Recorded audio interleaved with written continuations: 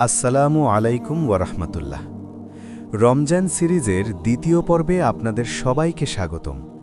আশা করি আপনাদের প্রথম রোজাটি আল্লাহর রহমতে খুব ভালো কেটেছে।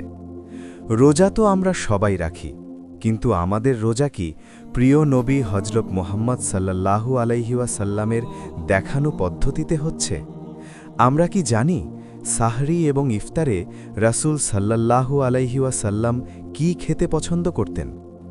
আজকের ভিডিওতে আমরা জানব সাহরি ও ইফতারের এমন কিছু গুরুত্বপূর্ণ সুন্নাহ যা পালন করলে আপনার রোজা রাখা যেমন সহজ হবে, তেমনি সওয়াবও বাড়বে বহুগুণ। তাই ভিডিওটি না টেনে শেষ পর্যন্ত দেখার অনুরোধ রইল। সাহরির গুরুত্ব ও সুন্নাহ।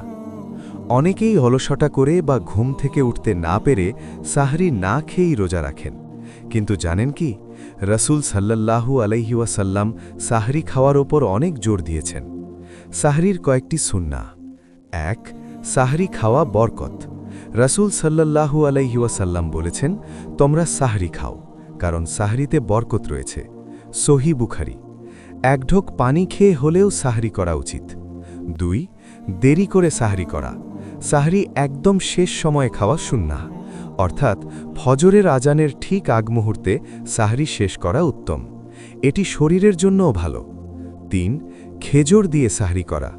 রাসূল সাল্লাল্লাহু আলাইহি ওয়াসাল্লাম বলেছেন, মুমিনের সর্বোত্তম সাহরি হল খেজুর। তাই আপনার সাহরির মেনুতে অন্তত ২-৩টি খেজুর রাখার চেষ্টা করুন। ইফতারের সুন্নাহ ও রাসূল সাল্লাল্লাহু আলাইহি ওয়াসাল্লামের আমল। সারা দিন ক্ষুধার্ত থাকার পর ইফতারের সময়টি আমাদের জন্য অনেক আনন্দের, কিন্তু এই আনন্দে আমরা যেন সুন্নাহ ভুলে না যাই। ইফতারের সুন্নাহসমূহ। ১. দ্রুত ইফতার করা। সাহরি যেমন দেরি করে খাওয়া সুন্নাহ, ইফতার তেমনি সময় হওয়ার সাথে সাথে দ্রুত করা সুন্নাহ। রাসূল সাল্লাল্লাহু আলাইহি ওয়াসাল্লাম বলেছেন, মানুষ ততক্ষণ কল্যাণের ওপর থাকবে যতক্ষণ তারা দ্রুত ইফতার করবে। ২. কি দিয়ে ইফতার শুরু করবেন? রাসূল সাল্লাল্লাহু আলাইহি ওয়াসাল্লাম তাজা খেজুর দিয়ে ইফতার শুরু করতে পছন্দ করতেন। তাজা খেজুর না থাকলে শুকনো খেজুর, আর তাও না থাকলে পানি দিয়ে ইফতার শুরু করা সুন্নাহ। ৩. দোয়া কবুলের সময়। মনে রাখবেন, ইফতারের ঠিক আগের মুহূর্তটি দোয়া কবুলের শ্রেষ্ঠ সময়।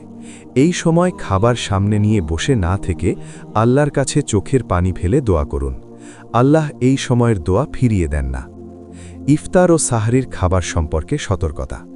বর্তমান সময়ে আমরা ইফতারে ভাজা পোড়া আর তৈলাক্ত খাবার বেশি খাই, যা আমাদের শরীরকে ক্লান্ত করে দেয় এবং ইবাদতে বিঘ্ন ঘটায়। রাসূল সাল্লাল্লাহু আলাইহি ওয়াসাল্লাম খুবই সাধারণ খাবার খেতেন। তিনি অতিরিক্ত খাবার খেয়ে পেট ভারী করতেন না।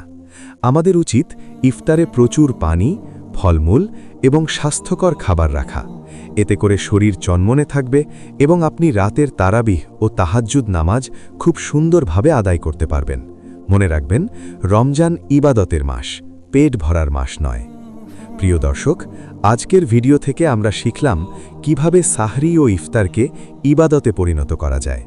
আগামীকাল আমাদের তৃতীয় পর্বে আমরা অত্যন্ত গুরুত্বপূর্ণ একটি বিষয় নিয়ে আলোচনা করব: রমজানে কোরআন তিলাওয়াতের গুরুত্ব এবং তিলাওয়াত করার সঠিক নিয়ম।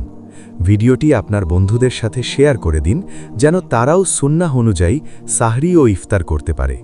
কমেন্টে লিখে জানান আপনি ইফতারে কোন খাবারটি সবচেয়ে বেশি পছন্দ করেন। দেখা হবে আগামীকাল ইনশাআল্লাহ। আসসালামু আলাইকুম ওয়া রাহমাতুল্লাহ।